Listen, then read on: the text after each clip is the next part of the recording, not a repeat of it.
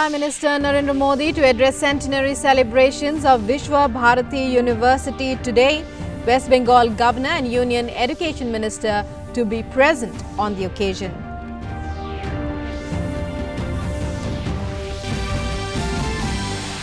Various farmers' organizations express support towards new farm laws. Handover letter of support signed by over 3,13,000 farmers to the Union Agriculture Minister. Temperatures likely to drop today after Northwest India witnesses brief relief. Air Quality Commission directs strict enforcement of dust control measures to curb air pollution.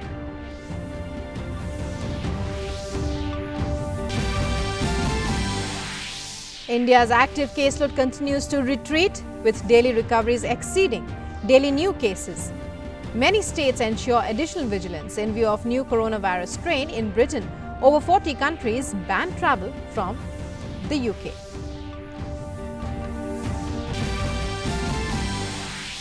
Pfizer US strike $2 billion COVID-19 vaccine deal, while Canada approves Moderna vaccine. Britain approves use of COVID-19 self-test kit.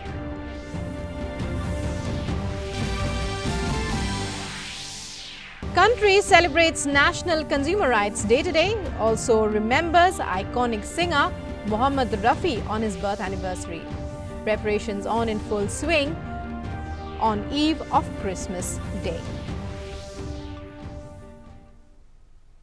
Hello and welcome to this edition of the news. I'm Rukma in our top story. Prime Minister Narendra Modi will address the centenary celebrations of Vishwa Bharati University, Shanti Niketan today via video conferencing in a short while from now. The Governor of West Bengal and Union Education Minister will also be present on the occasion.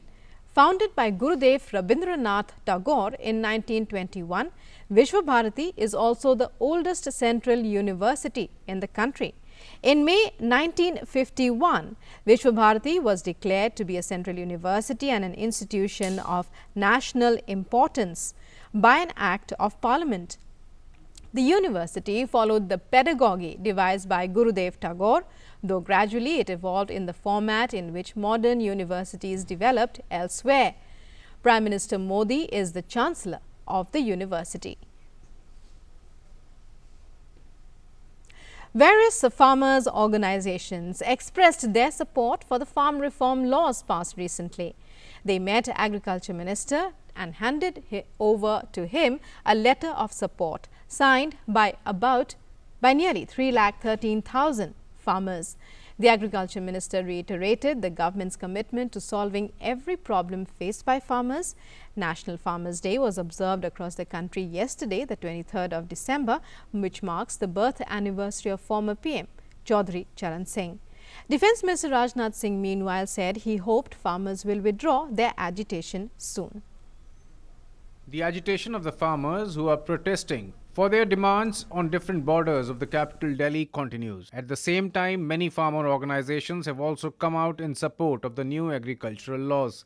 A delegation of farmers in favor of the new farm reform laws met the Agriculture Minister on Wednesday. Under the banner of CNRI, they handed over the letters of support signed by more than 3 lakh farmers. After meeting the farmers, the Agriculture Minister said that these laws have been drafted after several rounds of discussion and the farmers and various organizations across the country are supporting it. सभी विद्वानों के मतानुसार भी ये कृषि सुधार कानून लाए गए हैं। आज देश में देश का अधिकांश भाग कानूनों का समर्थन कर रहा है। मैं पूरी तरह आशावान हूँ कि हमारे किसान यूनियंस चर्चा करेंगे। भारत सरकार पूरी तरह वार्ता के लिए उनके साथ तैयार है और मुझे पूरी आशा है कि जल्दी ही वो विचार करके निर्णय करके हम तक इसकी सूचना देंगे और हम तत्परता से उनसे वार्ता करेंगे और मुझे आशा है कि हम लोग समाधान की ओर अग्रसर होंगे। In the meeting with the Agriculture Minister, the farmers said that the farmers' law is in interest of agriculture. The farmers said that the new laws are in the interest of agriculture and should not be withdrawn. पूरा एक बार इसको सभी को समझना चाहिए, पढ़ना चाहिए और उसमें जहाँ तक हमारी संभावना है वो लाभ की है संभावना। किसानों के लिए लाभ का है ये कानून। नहीं, हमें लगता है कि जो अभी कानून बन रहा है उसमें फ़ायदा ज़्यादा होगा और मंडियाँ तो बंद नहीं होने वाली है। सरकार जो कर रही है वो सही है, मंडियों में सुधार होना चाहिए। National Farmers Day was celebrated on Wednesday to mark the birth anniversary of Chaudhry Charan Singh, the 5th Prime Minister of India. Prime Minister Narendra Modi remembered former Prime Minister on his birth anniversary. He tweeted and said, "Humble tributes to the former Prime Minister Chaudhry Charan Singh Ji on his birth anniversary. He remained devoted to the development of villages and farmers throughout his life, for which he will always be remembered." Raksha Mantri Rajnath Singh also said in a tweet, Chaudhry Charan Singh wanted that the income of farmers of the country should increase, their crops should get remunerative prices, and the honor of farmers should be protected. With this as inspiration, many steps are being taken in the interest of farmers under the leadership of our Prime Minister Narendra Modi. Some farmers are agitated about the agricultural laws. The government is talking to them with full sensitivity. I hope that they will withdraw their movement soon. UP CM Yogi Adityanath garlanded the statue of former Prime Minister on the occasion of Farmers' Day, paying tributes to him. Meanwhile, on the occasion of the Good Governance Day on 25th December, 9 crore farmers will be given 18,000 crore directly in their account under the Prime Minister Kisan Samman Nidhi. Prime Minister Narendra Modi will be the chief guest at this event and will interact with farmers. 9 crore किसानों को 18,000 करोड़ रुपया एक button दबाकर 2 घंटे के भीतर 9 करोड़ किसानों को उनके अकाउंट में ट्रांसफ़र किया जाएगा। इस कार्यक्रम में मुख्य अतिथि के रूप में माननीय प्रधानमंत्री नरेंद्र मोदी जी रहेंगे। In midst of all this, demonstrations by farmers continued on the borders of Delhi. Farmers are adamant on their demand to repeal all 3 laws.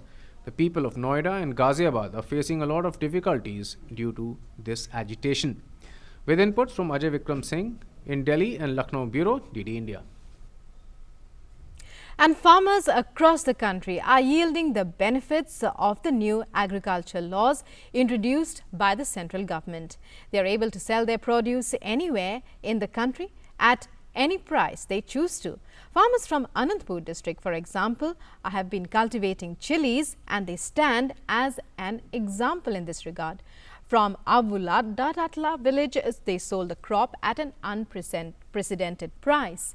They expressed their happiness of being able to do so, at being able to sell their crop at a higher price than before. We are cultivating chilies since long time, and we used to sell it for low prices. But now the agricultural bill brought by the central government facilitated us to sell our crop at Karnataka market, and I sold the crop at 36,999 rupees, which was more than the old prices. Bills brought by the central government are definitely going to benefit us.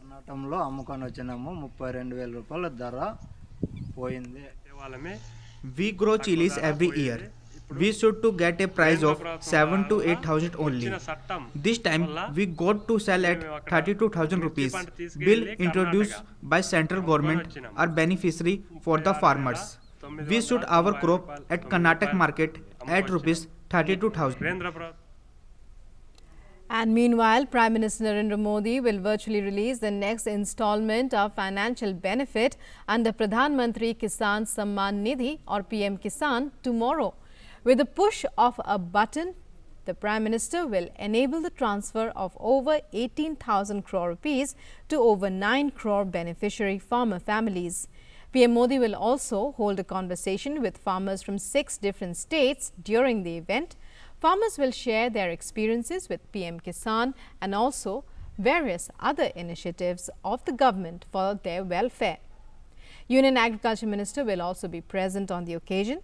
Under the Pradhan Mantri Kisan scheme, a financial benefit of 6,000 rupees per year is provided to eligible beneficiary farmers, payable in 3 equal 4 monthly installments of 2,000 rupees each. The fund is transferred directly to the bank accounts of the beneficiaries.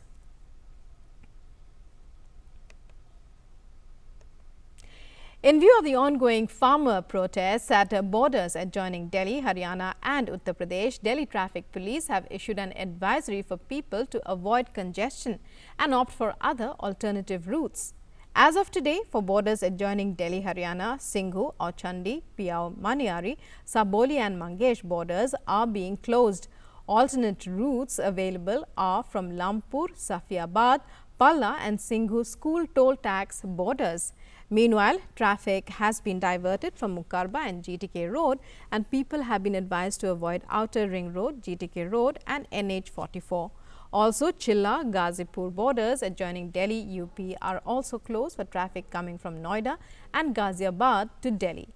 People have been advised to take alternate routes for coming to Delhi via Anand Vihar, DND, Apsara, Bhopra and Loni borders.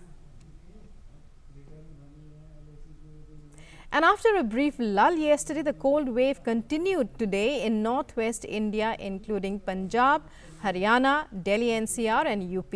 Temperatures below normal will dip even further because cold winds will continue to move in the days to come from the western and northwesterly directions. Very dense fog conditions have been observed in isolated pockets over Punjab and western UP and dense fog conditions in isolated pockets over Delhi and eastern Uttar Pradesh today. Meanwhile, an active western disturbance is being seen near Jammu and Kashmir around 26th December, due to which the weather is likely to be active in North India by 28th December. A circulation may also develop over the plains due to the effect of the western disturbance.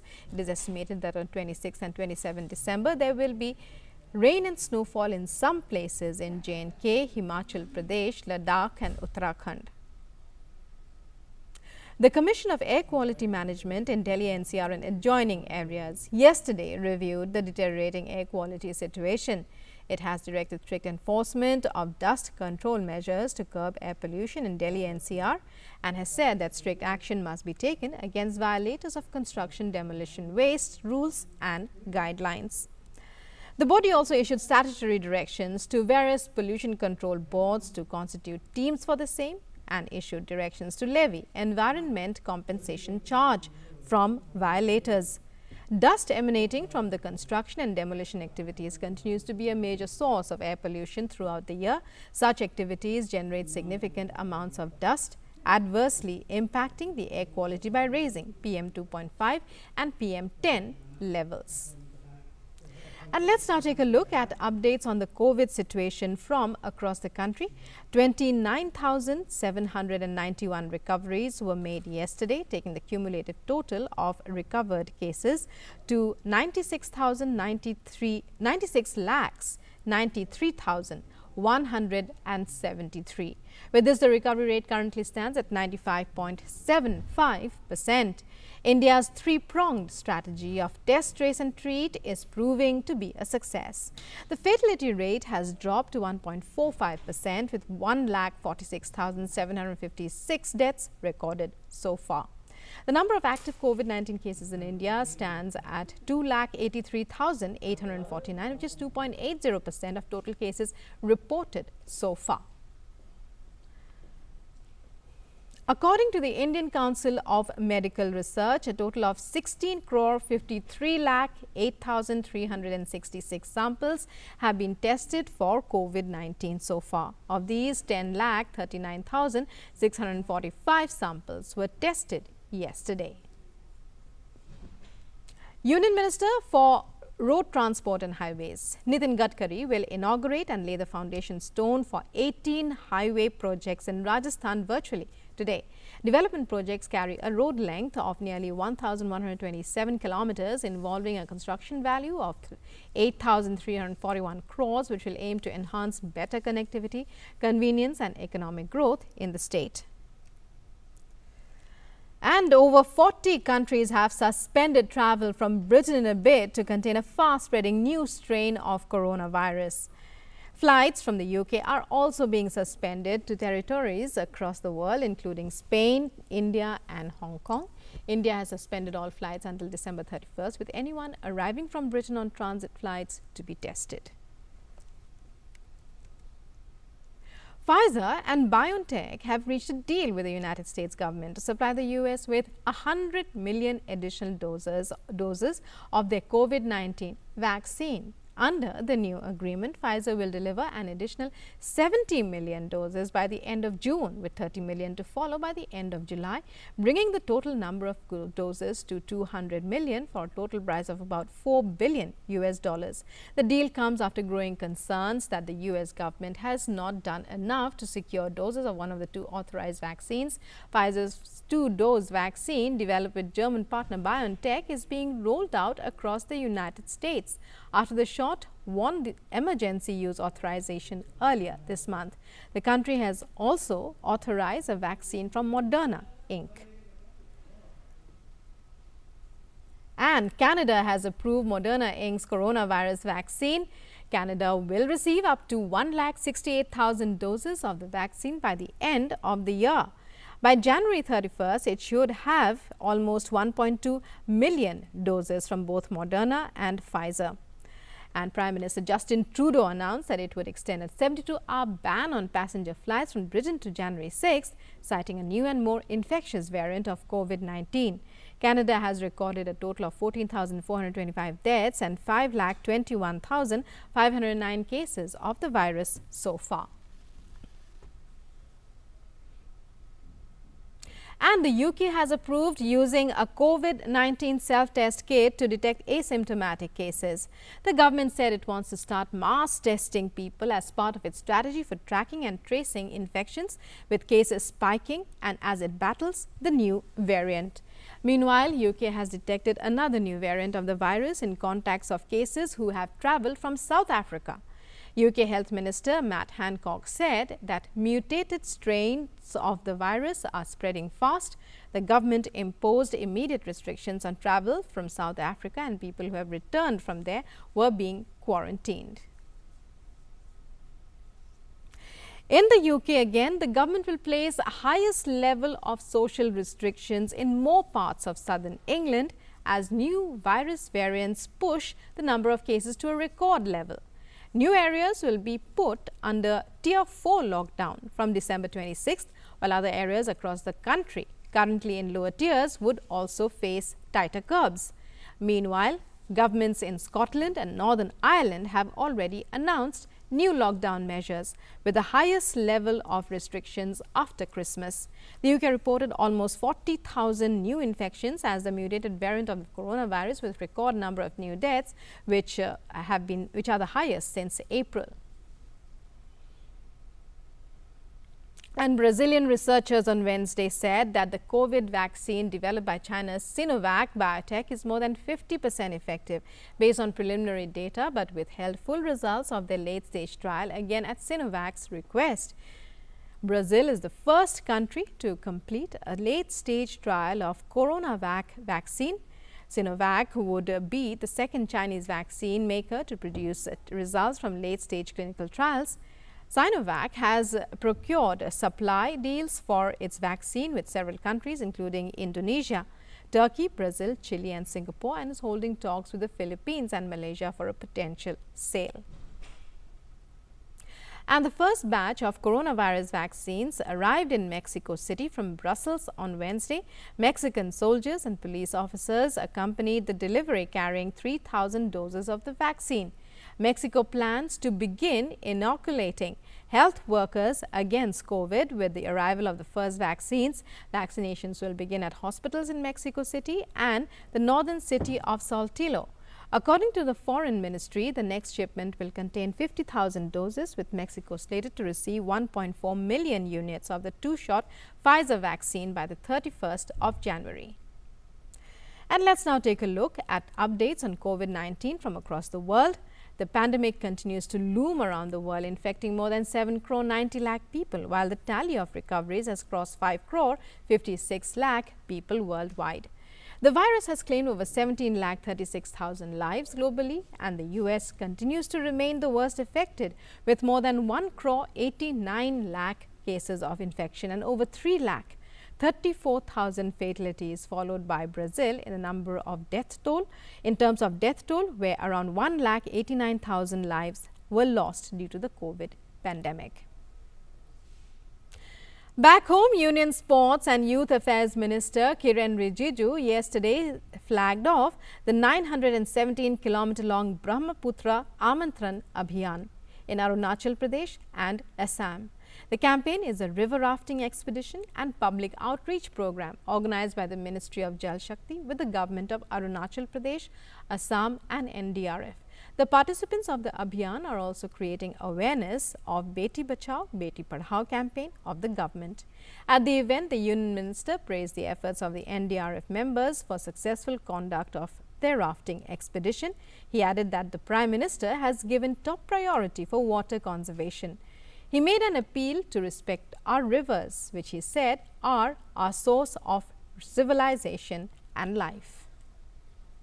मैं NDRF team को बधाई देता हूं। ब्रह्मपुत्र आमंत्रण अभियान में पूरा organise किया, जल शक्ति मंत्रालय को साथ दिया और हम लोग को सबको देखभाल करके पूरा इस यात्रा को मैनेज कर रहे हैं।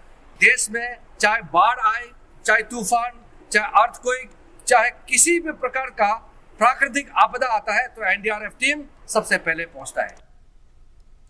And joining us as we go across to our top story is our correspondent Arun Sharma. And as our viewers are aware, the Prime Minister will be addressing the centenary celebrations of Vishwa Bharati University, more commonly known as Shanti Niketan, which is in West Bengal near Calcutta. And joining us is Arun Sharma, who has more details about the kind of preparations that are on, the kind of celebrations that we are due for, and the significance of all that the Prime Minister is expected to say in his interaction, especially after that interaction we heard, wonderful interaction with other students across the country in other universities, the most recent being the one at Aligarh Muslim University. Good morning, Rukma. Indeed, it's an important day as far as Vishwa Bharati University is concerned. It is, the oldest university or central university of our country, founded by Gurudev Rabindranath Tagore. And we have seen that this land of West Bengal has given many great personalities, be it in the field of art and culture or be it in the field of science and technology. You name it, there are many names like Gurudev Rabindranath Tagore, Subhash Chandra Bose, Ishwar Chandra Vidyasagar for that matter, Ritvik Ghatak in the field of entertainment, Satyajit Ray for that matter. So there are many great personalities from this land of West Bengal that have contributed immensely, for the nation building as well, for the freedom struggle as well. So now when Prime Minister Narendra Modi, who is also the Chancellor of Vishwa Bharati University, and he'll be addressing as a chief guest, and of course he'll be addressing as a prime minister as well. So vision of Prime Minister Narendra Modi will be very much important. We also know this fact, Rukma, that Vishwa Bharati University is a central university, oldest central university, and it is also an institution of great importance. Now, this means that any university, there are very, very few universities or institutions in our country which are of, importance, the institution of great importance.